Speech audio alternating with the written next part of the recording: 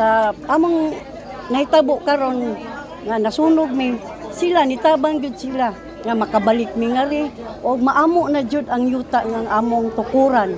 Muna dako namang pasalamat sa tanang opisyali sa Cebu City o sa probinsya sa Sugbo labi na ni Gwen Garcia.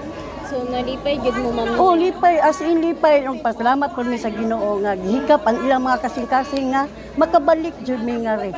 Tanan kami among mga silingan gaampo jud mi nga unta si Mayor Garcia og si Governor Garcia nga magkayusa sila para kami mahibalik jud sa among luna. Kinasing-kasing ang pagpasalamat ni Elizabeth ngadto sa mga opisyali sa syudad sa Sugbo tungod sa pag-atiman kanila nga mga nasunugan nga subling makatukod og balik sa ilang mga balay human ang nahitabong sunog duha ka buwan ng milabay diha sa Barangay Lahog. Karong adlaw Abril 25, 2025, gidawat sa 42 ka mga beneficiaries ang ilang mga entry permit gikan sa Division for the Welfare of Urban Poor Contiwop nga nagtugot kanila sa pagtukod og struktura sulod sa gigahin nga homeland alang kanila. Matod ni Rose Dayan Rinsula, 30 anyos ug ang presidente sa San Vicente Homeowners Association nga sa pagkakaroon naghuwat na lang sila og update kung kanusa sila makigtagbo sa pag-ibig kabahin sa pagpalit sa luna aron mapanag-iyan nila kini. Ang among home lot is amo siyang i-register under pag-ibig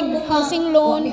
So ang siguro magayong may update kung kano sa ami mag-meeting sa pag-ibig, mahisgutan kung unsay kailangan namong mga requirements, dayon siguro ang pricing.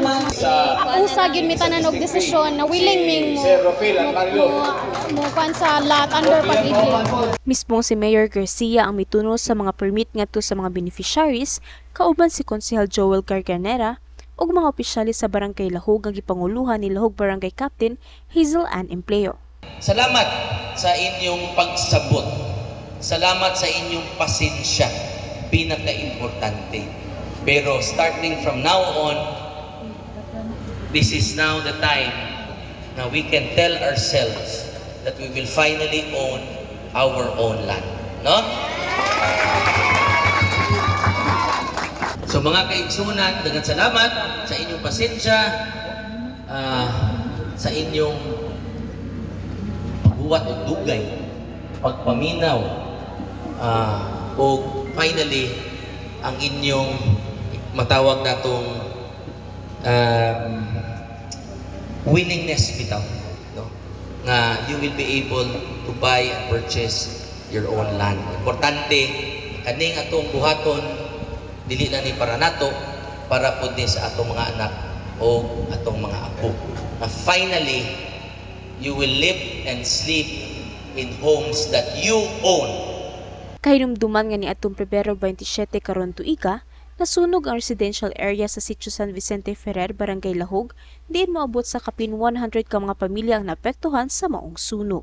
Kini ang balita, Nova Yanson, Cebu City News.